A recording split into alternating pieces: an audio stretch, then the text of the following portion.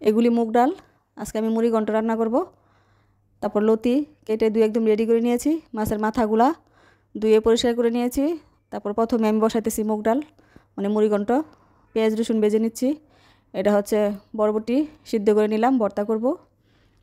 প্রথমে পেঁয়াজ রসুনগুলি ভালো করে ভেজে নিব। তারপর দিয়ে দিব আদা রসুন।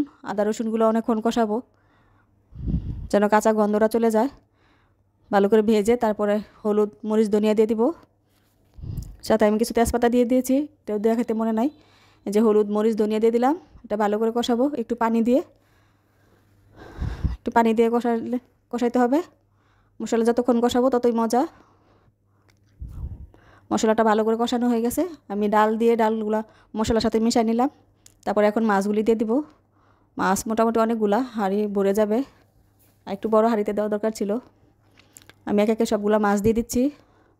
মাছের মাথা, কিছু মাছ আছে সাথে, সব কাটা দিলে আবার ভালো লাগে না। কিছু মাছ দিয়েছি সাথে, এক হাতে নাড়া যেতেছে না, এই জন্য মোবাইল রেখে আবার দুই হাতে মিশাই নিলাম। এখন একটু পানি দিয়ে সিদ্ধ করব। একটু পানি দিতে হবে।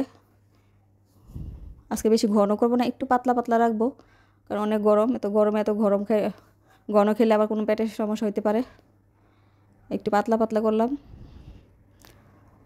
এই তো কাঁচামরিচ আর জিরার পাউডার দিয়ে আর একটু ডেকে রাখবো, তারপর নামাই নিব। আমি লাস্টে আরেকবার জিরা পাউডার দিয়েছি, হয় না এইটুকু জিরাতে। এখন একটু ডেকে রাখবো।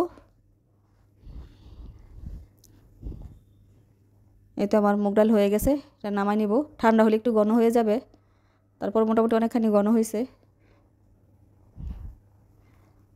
একটু পাতলা রেখেছি, অত ঘন করি নাই, তবে এটাই ঠিক আছে। ঠান্ডা হলে আবার আরও ঘন হয়ে যাবে। এখন বসাবো লতি। মশলা কষাই নিয়েছি, সাথে দিয়ে দিলাম শুটকি। এখন আমি লতিগুলো দিয়ে দিব। আমি কাঁঠালি বিচি দিব। কাঁঠালি বিচিগুলো সিদ্ধ করে নিয়েছি। কাঁঠালি বিচি আজকে একটু বেশি সিদ্ধ হয়ে গেছে। আমি মশলাটা কষায় তারপর আবার লতি একটু কষাই নিলাম কাঁচামরিচ দিয়ে।